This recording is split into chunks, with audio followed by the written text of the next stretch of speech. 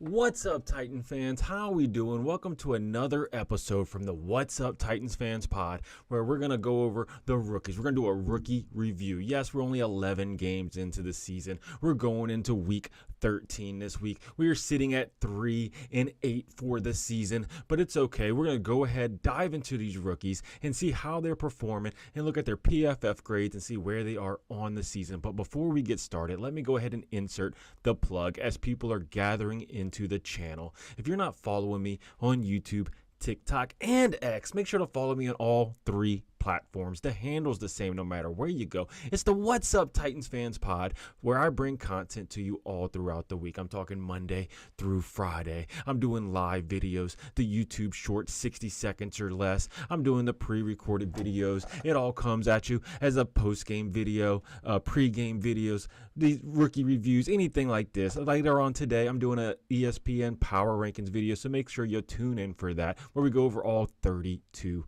teams. But look, now people are starting to gather into the channel. Let me go ahead and get started. And real quick, if you're here, make sure you hit that like button, help your boy out, subscribe to the channel, and leave comments down below. I read every single comment. Let me know how you feel about the rookies in this draft and where you would place them and where would you give them a ranking, right? So let's go ahead and dive into things as we're looking right here for the NFL draft that just happened, earlier this year. We picked up 7 players. In the 7th round, we got Jalen Harrell out of Michigan, outside linebacker. Another 7th round pick was James Williams out of Miami, another linebacker. Then we ended up getting Jaquan Jackson, who is our kick returner / wide receiver out of Tulane.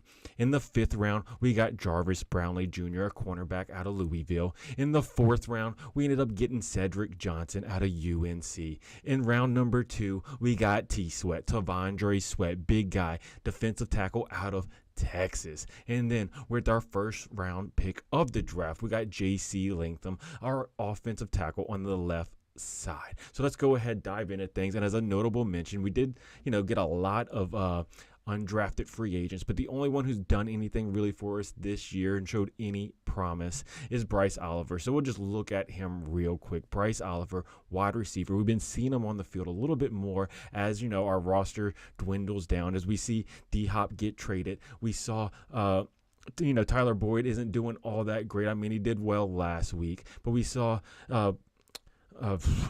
Treylon Burks get injured, so slots have opened up at receiver, but he's come in last week and the week before. He has 3 targets, 3 receptions, 56 yards. He's barely played, but so far PFF has given him an 87.9. Not bad. Oh, we got Skeleton Ohio in the house. He says hi. What up, man? How you doing? Hey, how you feeling about this rookie draft so far that we ended up getting in 2024 earlier this year? But yes, Bryce Oliver was an undrafted free agent. We ended up getting him. Look, he just went to Youngstown State Penguins, whoever that is, but he's been looking good. We should give this man more opportunity, as this is basically a rebuild year. We're sitting here trying to test out the pieces we have because we're not making the playoffs. Then let's go ahead and move on to our 7th round selection, Jalen Harrell. Oh, we got somebody else in here saying hi in the chat. I can't pronounce your name. It's in a language I don't understand, but what's up? Welcome to the channel. I hope you're a Titans fan because we're going through all the rookies. Oh, they say my name is Rita. Okay, hopefully I said that correctly. Welcome to the channel. Then Jalen Harrell, he's number 92. We got him from the Michigan Wolverines. He's played in like about 10 games this year. If we look over on ESPN, he has, let's just go ahead and verify if it shows his games played. Jalen Harrell, where is he? I'm look up 11 games. He played in all 11 games this year, but he only has 4 tackles on the year, 3 assists, and he's sitting at a 46.3. Hey, he said, hello, hi. Hey, I see you in the chat, Rita. I see you right there. Appreciate the comments. Thank you for being here. But yes, Jalen Harrell, man, this man looked outstanding in preseason. He looked like he was going to be a stud. He was a preseason standout. And then this guy, he only ended up with 4 tackles, 3 assists, sitting at a 46.3. I want to see more from this guy. He looked big time in the preseason. We got to give this man an opportunity. Let's see some of these young players play. Next, moving on to James Williams, another linebacker. He was converted from a safety to a linebacker from the Miami Hurricanes. He hasn't done jack for us all year. 0 tackles, 0 everything. He don't even have a PFF player grade because we haven't seen him on the field. He performed a little in preseason, but we got to see something from this man. He may not stick around with the team because he's a 7th round pick, and we never know. We got Rita in the chat saying, excuse me, who's that? Yeah, we're going over some of these Titans rookies that's coming into the season. Next, we're going to go over Jaquan Jackson, who is our wide receiver / kick returner / punt returner. He does a little bit of everything for us. He only been targeted, though, as a receiver 3 times. He has his 1 reception for 8 yards. We don't see him much as a receiver, but as a punt returner, kick returner, we get to see him much more. But overall, he got a PFF grade of 70.3. Hey, we got another one in the chat. Abhai, he said, hello, man. Hey, what's up? Welcome to the channel. Appreciate you being here in the comment. Hey, let me know your favorite rookie for this draft. Put it in the comments down below. Let's go ahead and hear it. I know who mine is. My favorite rookie for the year is T Sweat. That man is a beast. I think he's outstanding. But yes, 70.3 is his PFF grade. But let's go ahead and look at ESPN because they're going to show his kick returning and his punt returning. So for the year, Jaquan Jackson, 4 returns. He has 15 of them for 399 yards. He's averaging 26.6 a return. His longest is 34. That's for kick return. Then on punt return, you see him out there, 27 of them, 207 yards, 7.7 yard average with his long of 20. And look, it's been a while since we had a decent kick / punt returner. We've always had mistakes in the past. Guys dropping a ball. It haunted us for years. He seems to be pretty solid. I know he had a muff one the other day, but everybody's going to get him every now and then. But Jaquan Jackson, he has been solid for a majority of the year. It's the rest of the special teams that is atrocious, right? We see our special teams constantly not being able to make any type of kick coverage or punt coverage or anything like that. Most of the time, we need to just kick it out the back of the end zone and not give these other teams a chance because our special teams are so bad. But Jaquan Jackson has been the one shining star on special teams. Moving on, the myth, the man, the legend himself, Jarvis Brownlee Jr. This man came out of Louisville. No one expected him to be as good as he is. People thought he was going to be a sleeper pick, right? But, man, he has outperformed himself. I know, look, they gave him a 59.1 on his PFF grade. It's a little low. I think that's way too low for him because he has, especially after last week, if you look at his last week's gameplay, he was outstanding. On the season, though, he has 33 solo tackles. He has that 1 interception he got last week.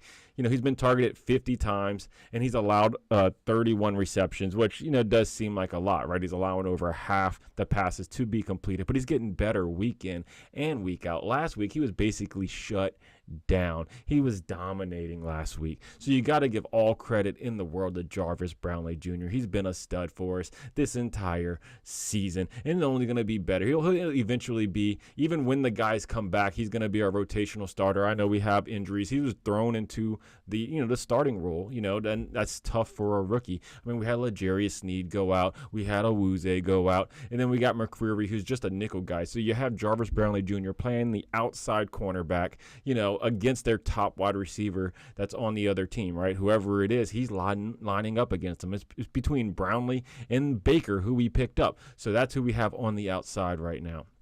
Moving on. We ended up getting Cedric Gray out of North Carolina. We haven't seen him. What happened? He got hurt in preseason. Haven't seen him since. He's still on the injured reserve. We don't know when this guy's coming back. So he has nothing for his PFF grade. Maybe we'll see him by the end of the year. We got to see what he has. But, he's a rookie, so he'll still be with us for a few years. They're not going to get rid of him anytime soon because he was a 4th round selection.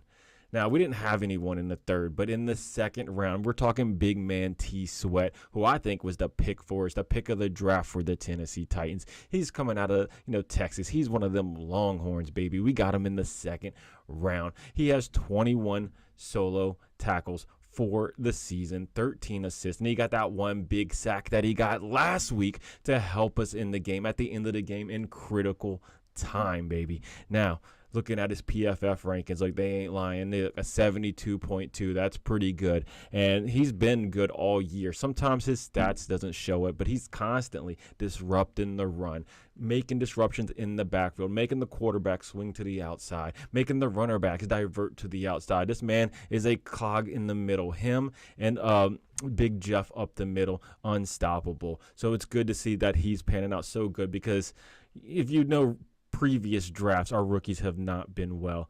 Then if you're looking at our number one draft pick of the draft, we got him round 1, 7th overall, out of that Alabama Roll Tide, the Crimson Tide, right? He's played, look, 714 snaps, 714. He's only had 5 penalties, which is 29th in the league, right? You want him to be way at the bottom for that. And then sacks allowed, 5. But if you're looking at those sacks, of those 5 sacks allowed, probably 3 of them was not his fault. It was just Will Levis holding the ball too long, or scrambling out to that side, forcing himself to get sacked. But they still gave him a 63.3 overall for his PFF grade, which isn't super high, but I think sometimes the numbers lie. He's definitely doing better than what the sacks show. It's just the way things panned out on the field with Will Levis, taking so much time in the pocket and allowing pressure to eventually get to him. I mean, you've seen it